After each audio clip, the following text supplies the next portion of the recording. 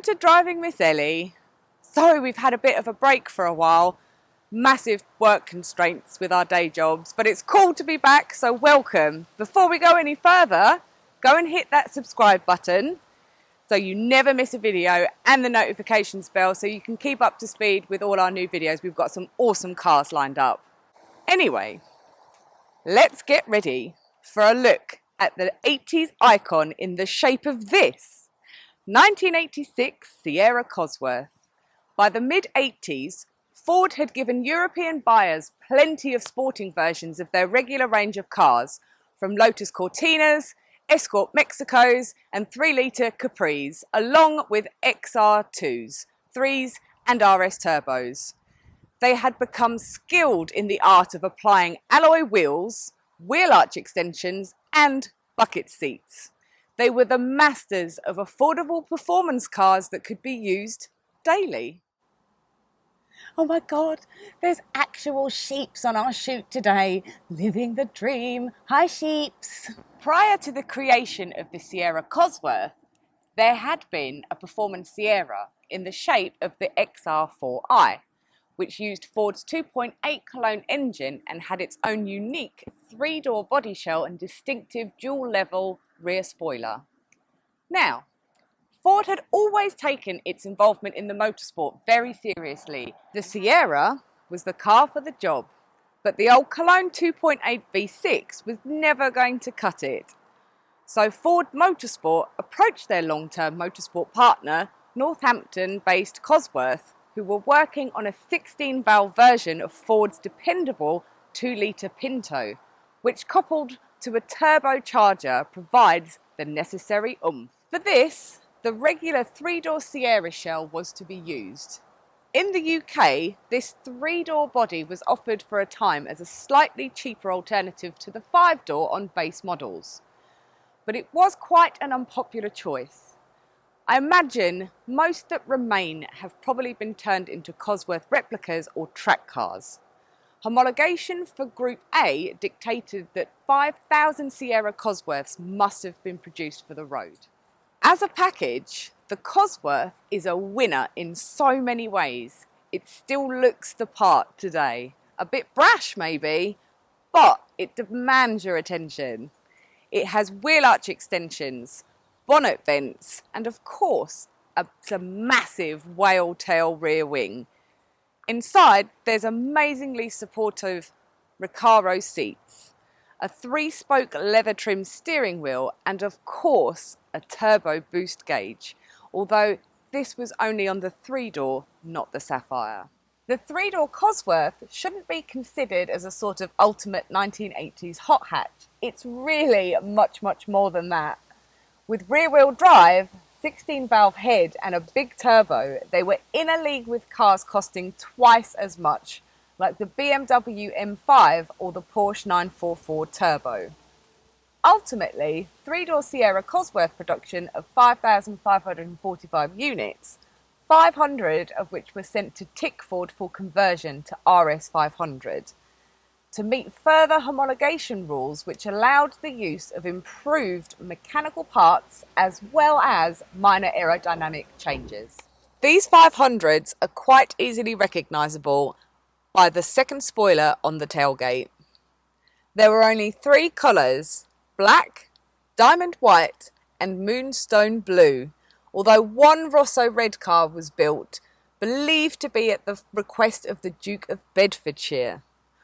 Following the production run of the 3-door Cosworths, a 4-door saloon version was produced based on the Sierra Sapphire. This came about as Ford Motorsport had an excess of engines which needed to be used due to an initial order from Cosworth of 15,000.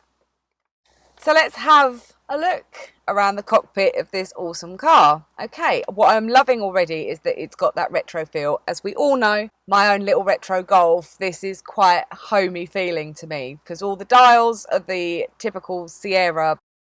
So it's got all your classic dials and icons. Again, it's pretty standard. The thing I'm loving is that there is actually a cassette player in this car, which is so cool. I haven't seen one of these for years. I haven't even got one on my car because I did have it converted. But it's so awesome to actually see the original cassette player still in here, with cigarette lighter, ashtray, everything. The owner of this car keeps it absolutely immaculate. It's absolutely beautiful, really back to basics, but it has that cool feel. The other thing I've got to mention, which I've actually never seen before, I've seen them in the centre consoles, but there is actually a telephone in here, as you can see, and it's actually on the dash. It's mounted on the dash and the side, really accessible. The classic coil telephone cord, that's really awesome.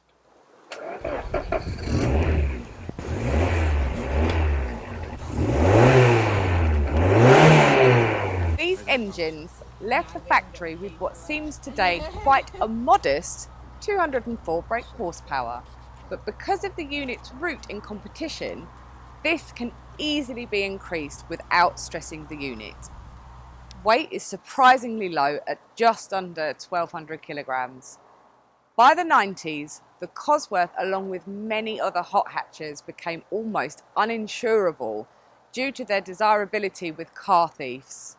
Now being quite a rare classic and the due improvements in security, they are a lot more reasonable to insure as a classic. This Sierra is one of only about 3,000 Sierras on the road in the UK.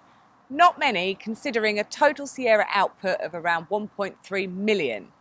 Almost half of these left on the road are Cosworths. If you are a regular Driving Miss Elly viewer, you will know we like to link the cars to films. Our shiny black example here today has actually just been in a film, filmed locally in Essex, Rise of the Footsolider Origins, released in September of this year. How cool is that? Driving Miss Elly. Mad! My favourite section of each video is getting to have a moan. So, this episode, I want to complain about you people that have those insanely bright lights, even when they're not on full beam. I'm going to cover a little bit of that and a little bit of people with the full beams.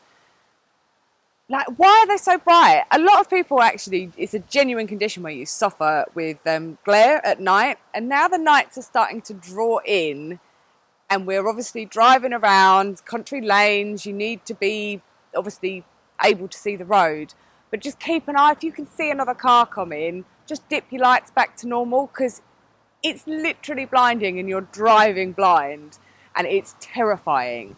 So if you've got to have your crazy halogens and you've putting them on to super high beam, which I swear to God could bore a hole through a bit of paper, just be a bit more mindful that there may be other people coming the other way. Keep clued up and just dip your lights back down for us. Thanks.